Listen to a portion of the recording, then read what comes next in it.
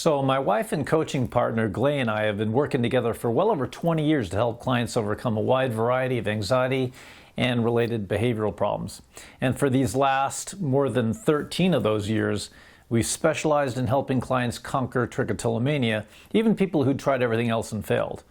Now, after all this time in the trenches with some pretty challenged folks, we've noticed some patterns. And I want to share one with you that is arguably one of the most important things you need to know. And that is that stress seems to be the underlying energy that powers both the development of and the propagation of most, if not all, symptomatic behavior, not just trichotillomania. In other words, problems that to mental health professionals look a lot like clinically diagnosable mental conditions or disorders can almost always be traced back to a buildup of stress in a person's life, the result either of a sudden trauma or perhaps lots of stress piling up over a long period of time. So why is this important to you? Well, if you're struggling to contain your hair pulling activity, chances are that may well be because stress continues to be an ongoing issue in your life. And if that's the case, then it's imperative you find a way to minimize or eliminate as much of that stress as possible. So how do you do that? Do you have to turn your whole life upside down? You know what? For some of you, the answer may very well be yes. You might well be in a bad situation at work or at home that, as you sit there right now and you listen to this, you know it's bad for you, but you still haven't taken any action on that yet. Well, guess what? That's something you do need to take care of sooner or later. Until you do, stopping your hair pulling is probably going to feel that much harder than if you just handled whatever it is you need to get handled in order to get your life back on track. But in the meantime, until you're able to manage that, what might be the quickest way for you to start to alleviate some of that stress? What's the quickest way we know of to lighten the load? Stay tuned. I'm going to tell you all about it. So I'm going to tell you about a really simple way to get started with this. It's not only going to help you lower your stress load, it's also a way to help you actually feel better in many areas of your life, maybe even, God forbid, empowered. Yeah. What I'm going to teach you is super straightforward. It may take some practice, but it's something you can do, and you don't have to change everything in your life, at least not yet, to be able to almost immediately see the benefits of doing this one simple thing. Now, really quickly, before I get into this, I want to tell you a little story about how the idea to even do this particular video came about. Recently, my wife and coaching partner, Glay, and I were working with a young lady who's 15 years old. We'll call her Linda.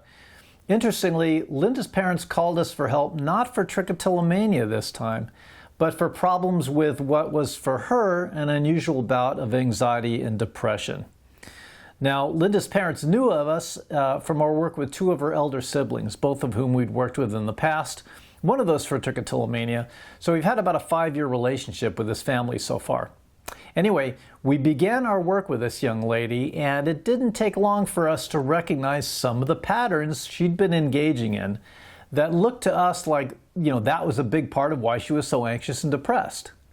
We started by asking her to give us an example of one of these times when she started feeling that anxiety come upon her. So she started talking about, here she was in this one situation, I think it was after school one day, and she starts to tell herself, oh man, now I gotta go do this. And I have all this I gotta do after that. And when that's all over, I gotta come home and get to my homework. And of course, that's the point where she said she started to feel all that anxiety begin to take over. But do you see how that could happen? Here's this young lady, school's just ended, and none of this other stuff has happened yet here she is creating big ugly pictures in her head about, all the stuff she has to do now and all the stuff she has to do after that. In other words, Linda didn't have to actually pile it on in order to feel anxious and overwhelmed. She mentally piled it on first. And see, we have to understand that how we feel in any given moment is often the direct result of whatever it is we're focusing on right then. So if Linda was so focused on the mountain of stuff she had to do that afternoon and evening, and her mind is going from, one thing to the next, to the next, to the next, well, is it any wonder she'd start to feel this little thing called overwhelm? And that's when, and when there's too much of that, that's when anxiety starts to build.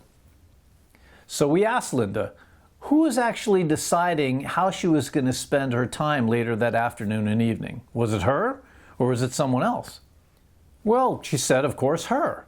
And that's when we asked Linda, so is it the truth that all the stuff you're telling yourself you have to do today is really stuff you actually have no choice but to do? I mean, is someone holding a gun to your head and that's why you must do all the stuff this afternoon? She said, of course not, with a little smile because she was starting to get it. And so we said to her, so who's actually deciding how to spend your time that afternoon? She said she was. And we said, so is it the truth that you actually must do this stuff later on today? Or is the truth that, when it comes down to it, you're actually choosing to do this stuff? Well, she thought about it for a moment and said, I'm choosing it. And we said, that's right. And we pointed out to Linda that the truth is, look, with very few exceptions, there's actually very little that we ever have to do in any given moment. In fact, if we were to be honest about it, the truth is we're choosing how to spend our time each day. Now, you may say something like, well, no, I do have to do my homework, and I do have to do it today because if I don't, I'll get in trouble, or I'll get marked down because I didn't turn it in. And yes, that's all true. But even all that doesn't make you have to do anything. The truth is, you're weighing the consequences of either choice, either to do your homework or not, and you associate more pain to not doing it than doing it. And because of that, you choose to do your homework, right? Nobody's holding a gun to your head. The truth is, you're choosing to do it. Look, I don't have to pay my taxes every year. I don't. But I choose to do that because I weigh my options. Either pay my taxes or ignore it. And that is, think about it. Paying my taxes, as unpleasant as that is, that's still less painful than what I imagine might happen if I don't pay them. So the truth is, I choose to pay my taxes every year. Nobody has to come over here and force me to do it. Now, I'm not saying there are no exceptions to this rule. There might well be, but I'll bet you they're far and few between. And because of that, you'll almost never hear me or Glay say, I've got to do this, or I've got to go do that. What do we say instead? We say, I get to do this, or I'm choosing to do this, or I choose to do that, because that's actually the truth. You know what? Even if you don't feel like that's the truth in that moment, because you may not actually want to do whatever that is, that still doesn't change the fact that you are making the choice to do it. So now try this on for a moment. I want you to think of something you think you have to do coming up sometime soon. Could be anything. Like you have to go to the store later on. You have to do your homework tonight. You have to pay your bills later. Now, once you've chosen something, go ahead and say what you probably always say to yourself at times like that. I have to blank, whatever it might be. And I want you to say it the way you normally say it to yourself. And notice how you feel when you say it to yourself that way. You see, have to, need to, got to, should, shouldn't, mustn't. In linguistics, we call these modal operators of necessity.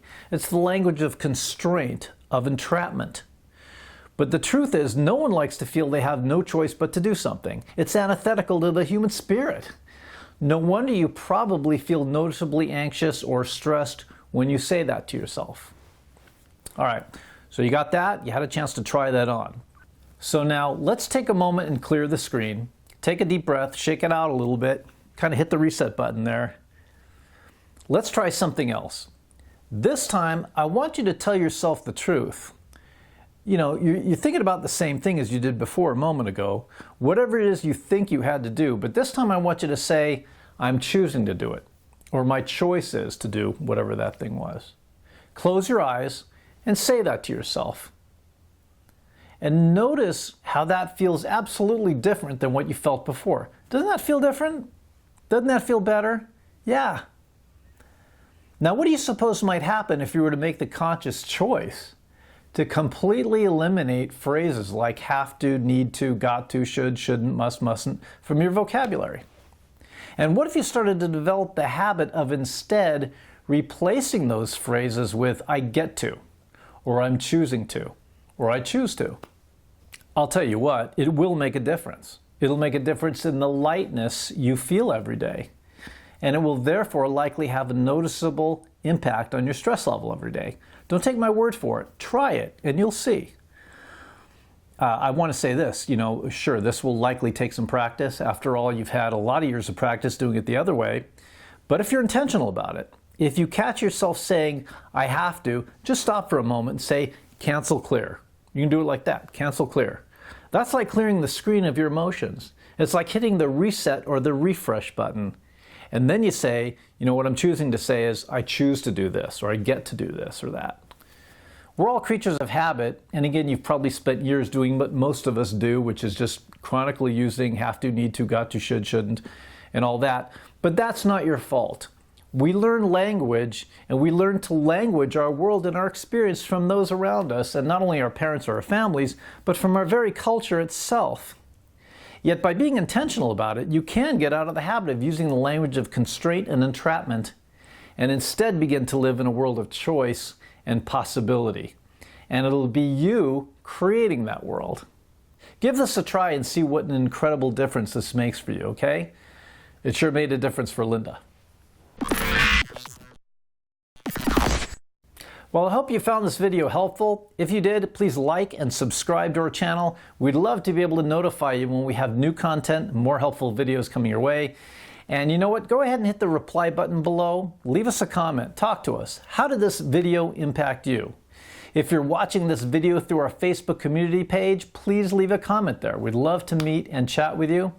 In fact, if you have questions about trichotillomania or hair pulling in general, and you're just not quite sure where to go for answers, please visit our website's questions and answers page at trich-free.com/qa.html. We actually do look through all those questions that come into us. We look at them very carefully, just like all the questions and comments that show up here at our YouTube channel, and we do our best to answer as many of those questions in these very videos as possible.